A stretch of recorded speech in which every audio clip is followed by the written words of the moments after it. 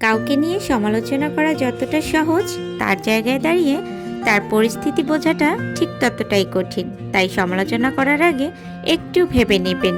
বিকেল হলেই আমাদের এটা ওটা খাইতে মন চায়, আর সব খাবারই কিন্তু আমরা নিজের হাতে করে বানাইছি। Welcome to my new another blog. আজকে ব্লগটা স্টার্ট করতে যাচ্ছি, শুরুতেই হচ্ছে খিচুড়ি রান্না করব। বাসায় হচ্ছে আজকে কম মানুষ, আমরা 3 বোন ছিলাম জাস্ট।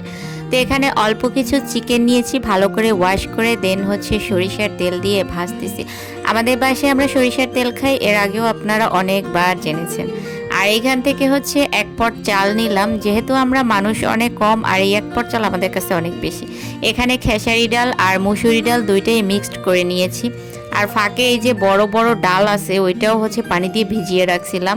আর এটাকে ভালো করে ওয়াশ করে নিচ্ছি। একটু ভিজিয়ে রাখলে তাহলে হচ্ছে এটা একটু নরম হয়, তাহলে মিশে যায় আর কি খিচুড়ির সাথে। যাই হোক, এটা ভালো করে হচ্ছে পরিষ্কার করে নিতে হবে। আর ওইদিকে তো চাল ডাল মিক্সড করে রেখে দিয়েছি।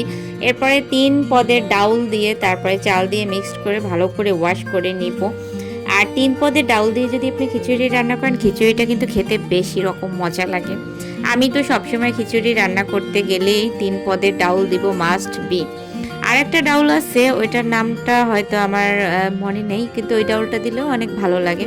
তো এখানে আমি 3 থেকে 4 বার মেবি ধুয়েছিলাম ওয়াশ করার জন্য, কারণ আমি আবার একটু বেশি পরিষ্কার, তো ভালো করে পরিষ্কার না করলে মনের মধ্যে আবার খুঁতখুঁতি থেকে যায়। তো এটা ওয়াশ করা শেষ করে দেন এখানে যে চিকেন দিয়ে রাখছিলাম ভাজার জন্য, তো এখানে হচ্ছে লবণ আর হচ্ছে একটু পেঁয়াজ আর হচ্ছে রসুন ওইটার পেস্ট দিয়ে দিয়েছি, সাথে হচ্ছে কাঁচামরিচ দিয়ে দিলাম। তারপরে হচ্ছে সব ধরনের মশলা অ্যাড করছি, লাইক হচ্ছে হলুদের গুঁড়া, মরিচের গুঁড়া, তারপরে হচ্ছে ধনিয়ার গুঁড়া, এগুলো সব দিয়ে দিয়েছি। সাথে আদাও দিয়ে তারপরে এটাকে ভালো করে নাড়াচাড়া করে এটাকে হচ্ছে ভালো করে কষায় নিতে হবে। আর আলু তো মাস্ট, কারণ আলু ছাড়া তো আমার চলে না। আমি বিরিয়ানিতে আলু খাই, খিচুড়িতে আলু খাই, তরকারিতেও আলু খাই, মানে আমাদের ফ্যামিলি আলু পরিবার। যাই হোক, এরপরে হচ্ছে আমি চাল ডাল সব কিছু একসাথে মিক্সড করে ভালো করে এটাকে কষাইয়া ভাজা করে নিব।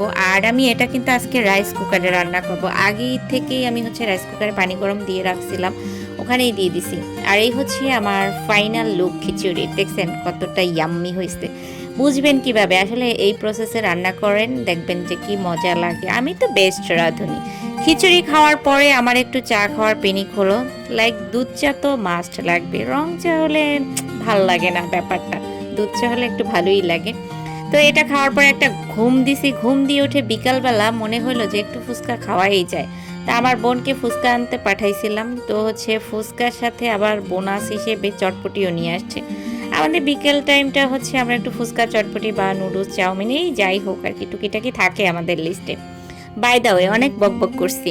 আর এতক্ষণ যারা বকবকানিগুলো লাস্ট পর্যন্ত দেখছেন তাদেরকে অসংখ্য ধন্যবাদ। তো সবাই ভালো থাকেন, সুস্থ থাকেন। নেক্সট একটা ব্লগে অবশ্যই আবার দেখা হয়ে যাবে। অ্যান্ড আল্লাহ হাফেজ, আসসালামু আলাইকুম।